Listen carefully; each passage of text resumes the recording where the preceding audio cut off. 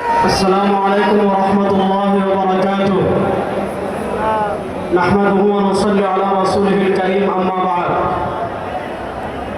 তারুণ্যের প্রিয় সংগঠন ইসলামী যুব আন্দোলন বাংলাদেশের নবম প্রতিষ্ঠা বার্ষিক উপলক্ষে আজকের এই যুব জামায়াতের সম্মানিত সভাপতি, ইসলামী যুব আন্দোলন বাংলাদেশের কেন্দ্রীয় সভাপতি, সংগ্রামী যুবনেতা আতিকুর রহমান মুজাহিদ ভাই সহ কেন্দ্রীয় নেতৃবৃন্দ,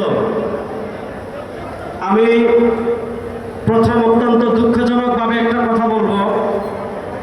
সেই কথা হলো 2024-এর জুলাই আগস্টের গণবিপ্লবে আমাদের ভাইরা ভারতের আধিপত্যবাদকে পরাজিত করেছিল। গত 56 বছর থেকে, গত 54 বছর থেকে বাংলাদেশের উপর দিল্লির যে আধিপত্যবাদ ছিল, আমরা দিল্লির আধিপত্যবাদকে পরাজিত করেছি। কিন্তু দিল্লির আধিপত্যবাদকে পরাজিত করার 1 বছর হয় নাই, আমরা দেখেছি